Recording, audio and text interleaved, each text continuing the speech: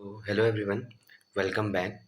जो आज का हमारा टॉपिक होगा वो कामला आयुर्वेद के अकॉर्डिंगली होगा, जॉन्डिस जिसको हम कामला बोलते हैं आयुर्वेद में।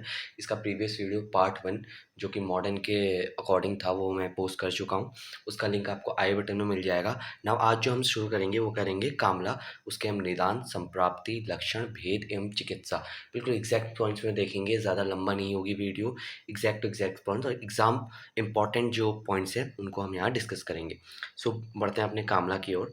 सो व्हाट इज़ कामला? तो कामला आयुर्वेद के अनुसार क्या है, एज मॉडर्न के अनुसार जॉन्डिस है कि स्क्लेरा, म्यूकस, स्किन, इन सब का येलोइश डिस्कलरेशन हो रहा है। सेम आयुर्वेद कहता है कामला रोग में रोगी की त्वचा, नेत्र, नख एवं मुख का वर्ण हरिद्र पीत हो जाता है। हरिद्र पीत यानी थोड़ा सा येलोइश ग्रीनिश कलर का जो होता है, मुख का वर्ण हो जाता है, नेत्रों का, त्वचा का, रोगी का। इसी को हम मॉडर्न में जॉन्डिस बोलते हैं, आयुर्वेद इसको कामला बोलता है। नाउ नेक्स्ट पॉइंट है, कामला को रक्तज एवं पित्तज विकारों में गिना गया है। यानी कामला क्या है, रक्तज विकार है एवं पित्तज विकार है। रक्त एवं पित्त जो है प्रकोपित हो रहा है तब कामला उत्पन्न होता है।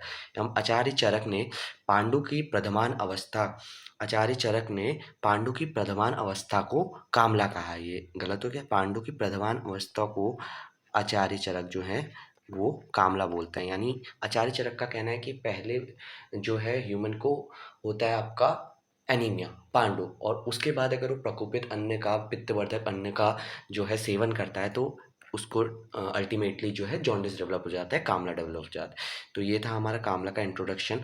नाउ हम पढ़ते हैं निदान। क्या क्या निदान है जिनकी वजह से कामला उत्पन्न हो सकता है? तो सबसे पहला फर्स्ट इंपॉर्टेंट जो है आचार्य चरक ने एग्जाम पॉइंट ऑफ व्यू से भी लिख के आना है, पांडु रोग के द्वारा पित्तवर्धक पदार्थों का अति मात्रा में सेवन कामला को उत्पन्न करता है। यानी जब भी पांडु रोगी पित्तवर्धक पदार्थों का सेवन करेगा, समवन सफरिंग फ्रॉम एनीमिया, तो जब भी वो पित्तवर्धक यानी पित्तवर्धक पदार्थों का सेवन करेगा तो उस समय उसको कामला की उत्पत्ति हो सकती है। नाउ नेक्स्ट है क्षार, अम्ल, लवण, अति उष्ण, वृद्ध, असात्म भोजन, ये सभी पित्तवर्धक आहार के अंतर्गत आते हैं। उसके बाद आता है अति मद्यपान, इससे भी पित्त प्रकोपित होता है। नौ निष्पाव, मांस, पिण्याक, तिल तेल का अति सेवन सभी पित्त प्रकोपित आहार हैं। उसके बाद दिवास्वप्न, व्यायाम, मैथुन एवं वेग धारण। दिवास्वप्न, अति मैथुन, व्यायाम, वेग धारण, ये कॉमनली आप जो है विहार विहार जो निदान होता है उसमें सभी डिजीज में लिख के आ सकते हैं, इट्स कॉमन। और उसके बाद आता है आपका काम, चिंता, भय, शोक एवं क्रोध, ये सभी मानसिक विकार है, मानसिक निदान है। किसी भी बीमारी में आप इनको आराम से लिख सकते हैं अपने पॉइंट्स बढ़ाने के लिए। सो नेक्स्ट हम अब देखते हैं कामला के भेद। तो कामला के कितने भेद हैं? मुख्यतः कामला के 3 भेद हैं जो हमें लिख के आने में इम्पोर्टेंटली 3 हैं। पहला है शाखा आश्रित कामला, दूसरा है कोष्ठ आश्रित कामला और तीसरा है कोष्ठ शाखा आश्रित कामला।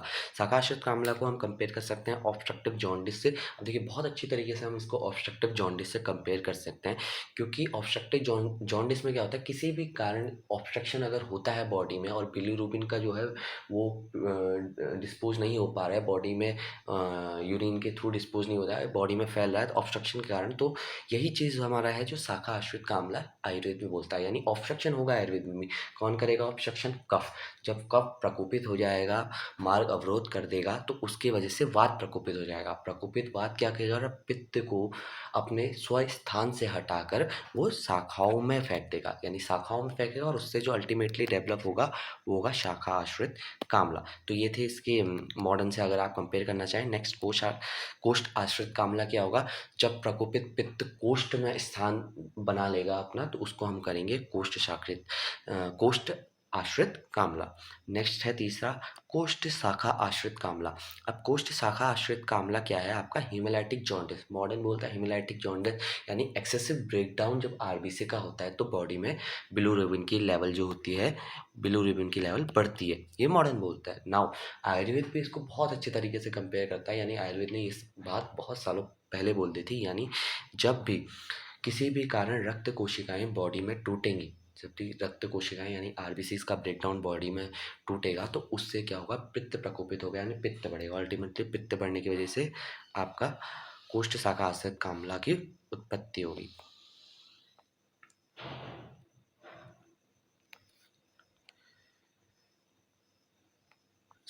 अब उसके बाद जो आता है वो आता है हमारे आचार्य वाग्भट। इसके अलावा आचार्य वाग्भट 2 और कामला के भेद बताते हैं। बहुत आसान है याद करने, कोई डिफिकल्ट नहीं है। वो बोलते हैं 2 तरीके का कामला होता है, स्वतंत्र कामला एवं परतंत्र कामला। तो परतंत्र कामला क्या है? जो चरक ने बोला कि अगर पांडु का रोगी पित्तवर्धक निदानों का सेवन करेगा तो उसको अल्टीमेटली हो जाएगा कामला। यानी अगर पांडु की वजह से, पांडु के बाद कामला की उत्पत्ति हो रही है तो आएगा परतंत्र कामला के अंतर्गत। यानी पहले पांडु उत्पन्न होगा, पहले पांडु होगा, उसके बाद अल्टीमेटली कामला की उत्पत्ति होगी। देन उसके बाद आता है स्वतंत्र कामला। स्वतंत्र कामला यानी उसमें पांडु की उत्पत्ति की कोई नीड नहीं है, बिना पांडु के उत्पन्न हुई ही जब कामला यानी जॉन्डिस अपना स्वतंत्र तरीके से विदाउट पांडु उत्पन्न हो रहा है तो उसे हम कहेंगे स्वतंत्र कामला। नेक्स्ट अब हम अपनी स्लाइड में बढ़ते हैं।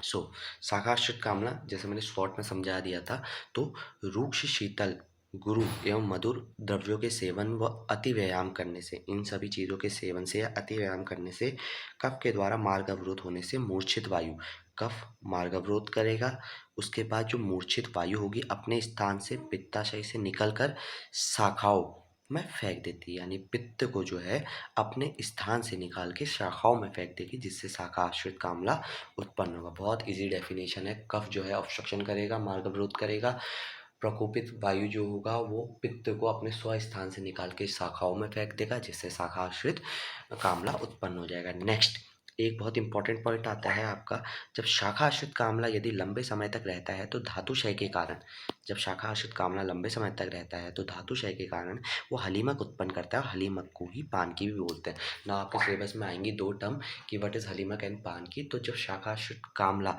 लंबे समय तक बढ़ जाएगा तो उसकी वजह से धातुक्षय होगा, धातुक्षय की वजह से अल्टीमेटली जो उत्पन्न होगा उसे आचार्य लोग हलीमक कहते हैं। हलीमक और पानकी सेम चीज़ है, इट्स नॉट डिफरेंट, ये दोनों ही सेम रहती है।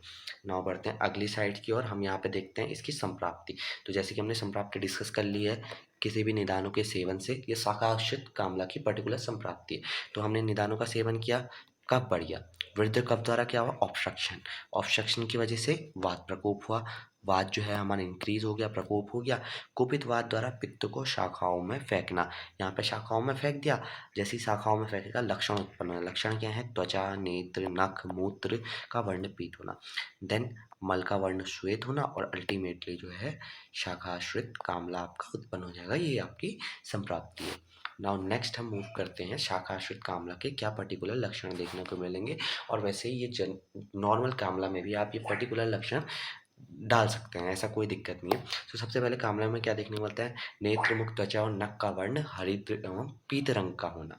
देन नेक्स्ट पूरी श्वेत होना, जो फेसेस होंगी आपकी वो श्वेत रंग की होंगी। स्टूल्स, विबंध होना, कॉन्स्टिपेशन, आटोप, अग्निमांद, अरुचि, ये पर्टिकुलरली सभी चीज़ें आपको जो है शाखाश्रित कामला नॉर्मली कामला के लक्षण इन्हें आप कह सकते हैं। नाउ बढ़ते हैं अगली स्लाइड की ओर। सो हम अब देखेंगे, बात करेंगे कोष्ठ शाखा आश्रित कामला क्या होता है। तो कोष्ठ शाखा आश्रित कामला मैंने आपको बता दिया था, जब पांडु रोग या किसी अन्य कारण से रक्त कण दुर्बल हो जाएंगे, यानी आरबीसी वीक हो गए हैं किसी भी कारण से और जल्दी जल्दी टूटने लगे तो पित्त अधिक बनता है, यानी ब्रेक डाउन ऑफ आरबीसी हो गया है, आरबीसी का ब्रेक डाउन इंक्रीज हो गया है और उससे क्या बनता है? पित्त अधिक बनता है। वो क्या करता है? शाखाओं एवं कोष्ठ दोनों में जाता है एवं कोष्ठ शाखा आश्रित कामला को उत्पन्न करता है। तो बहुत इजी डेफिनेशन थी। नाउ अब इसका एक इम्पॉर्टेंट पॉइंट है यहाँ पे, ये चीज़ इम्पोर्टेंट है नोट करने वाली। ये कालांतर में मांस धातु की दुष्टि होकर कुंभ कामला की उत्पत्ति होती है। अगर जो है कोष्ठ शाखा आश्रित कामला काफ़ी बढ़ जाएगा, काफ़ी देर तक क्रोनिक स्टेज में पहुंच जाएगा, तो उसकी वजह से मांस धातु की दुष्टि होगी और कुंभ कामला नामक जो आपका रोग उत्पन्न होगा। तो हमने हलीमक भी देख लिया, पानकी भी देख लिया, वो दोनों शाखा आश्रित के बढ़ने से होते थे ना। एक नई टर्म आई कुंभ कामला, कुंभ कामला भी हमने समझ लिया कि जब कोष्ठ शाखा आश्रित कामला अपनी जो है क्रोनिक स्टेज पे आ जाएगा, काफ़ी कालांतर तक रहेगा, तो वो आपका अल्टीमेटली कन्वर्ट हो जाएगा कुंभ कामला में। सो नाउ हम नेक्स्ट बढ़ेंगे अपने। सो नाउ इसका संप्राप्ति चक्र एक बार देख लें तो बहुत इजी है। निदानों का सेवन किया हमने, निदानों का सेवन किया, रक्त कण किसी भी वजह से निदानों की वजह से दुर्बल हो गए, आरबीसीज जो हैं वो वीक हो गए, तो उसकी वजह से क्या हुआ? आपका प्रवित पित्त द्वारा रक्त कणों का अधिक टूटना, आरबीसीज का ब्रेकडाउन जो है वो इंक्रीज हो गया ना। पित्त का कोष्ठ व त्वचा रक्त आदि शाखाओं में जाना। अब पित्त क्या है? कोष्ठ में त्वचा में एवं रक्त आदि शाखाओं में जाएगा, जिससे कोष्ठ शाखा से कामला की अल्टीमेटली उत्पत्ति हुई। तो बहुत ईजी सी इसकी डेफिनेशन एवं संप्राप्ति दोनों है। नाउ हम अगले उसकी ओर बढ़ते हैं। सो अगला है हमारा चिकित्सा, कि किस तरीके से हम चिकित्सा इसकी करेंगे। सो चिकित्सा थोड़ा सा यहाँ पे जो है स्पेलिंग इसकी एरर हो गई है, बट समझ में आ रहा है, इट्स ओके। तो दो तरीके से चिकित्सा हम मेनली करते हैं। चिकित्सा याद रखने का सबसे अच्छा तरीका है कि आप उसकी डिजीज़ की पैथोलॉजी याद रखिए। अगर आपको पता है ना कि कौन सा दोष विकृत हो रहा है, हमने अभी पढ़ा कामला, उसमें आपका मेनली क्या है, पित्त प्रकोपित होता है, यानी पित्त प्रकोपित होता है तो हमें अल्टीमेटली पित्त को नॉर्मल करना है, ये हमारा मेन गोल है। तो आपको ये पता होना चाहिए, ये पता होगा तो इजीली आप जो है चिकित्सा वहाँ लिख देंगे। तो सबसे पहले संशोधन चिकित्सा, यानी शोधन में हम क्या करवाएंगे, स्नेहन, विरेचन। विरेचन क्यों, क्योंकि पित्त की ये श्रेष्ठ चिकित्सा है, उत्तम चिकित्सा है पित्त की, तो इसलिए हम यहाँ पे विरेचन। देन उसके बाद यापनावस्ती और शीरवस्ती कराएंगे पित्त की शांति के लिए, और जो वात प्रकोपित होता है फर्दर कफ और वात का भी इसमें इन्वॉल्वमेंट होता है उस चीज़ के लिए। सो नाउ इसके बाद है संशमन चिकित्सा, यानी मेडिसिनल औषध की वजह से समन जो हम करेंगे वो किस चीज़ से करेंगे। सबसे पहले आता है लौ। लौ बहुत इंपॉर्टेंट है, क्योंकि ज़्यादातर पांडु जो है, आचार्य चरक ने क्या बोला है कि पांडु का रोगी जब पित्तवर्धक आहार का सेवन करेगा तो उस कंडीशन में आपका होगा क्या, कामला। तो पांडु में क्या होता है, एनीमिया में जो होता है आयरन डेफिशिएंसी एनीमिया, आयरन की कमी होती है, तो उसके लिए लौह का प्रयोग करेंगे। नाउ नेक्स्ट है पुनर्नवा मंडूर या मंडूर वटक, ये दोनों ही लीवर के लिए, क्योंकि जॉन्डिस में जो है सबसे मेन ऑर्गन जो डिफेक्ट होता है जिसमें, वो होता है लीवर, जिसमें बिलीरुबिन का प्रोडक्शन, फैट्स का प्रोडक्शन काफ़ी बढ़ जाता है, बिलीरुबिन एक एक्सेसिव लेवल में सिक्रेट करता है, तो उसके लिए पुनर्नवा मंडूर। तो नेक्स्ट आरोग्यवर्धनी वटी, एज हम आरोग्यवर्धनी वटी एज इट्स नेम सजेस्ट, हम इसको मोस्ट ऑफ द डिजीज में दे सकते हैं। नाउ त्रिफलाचूर्ण, क्योंकि त्रिदोष हर होता है त्रिफलाचूर्ण, तीनों दोषों को हरने वाला। देन लौहसव, पर्टिकुलरली एनीमिया की वजह से अगर आपका जॉन्डिस है। द्राक्षारिष्ट, द्राक्षारिष्ट जो होता है, द्राक्षा हमारा एक तरीके से बलकारक होता है, बृहद द्रव्यों में हम उसे गिन सकते हैं, तो द्राक्षारिष्ट। नाउ पंचतिक्त घृत, पंचतिक्त घृत का ये है, पंचतिक्त, तिक्त रस यानी आपका पित्त का जो शमन करे, तिक्त रस पित्त का शमन करता है, पांच पंचतिक्त घृत यानी पित्त के शमन के लिए हम देते हैं।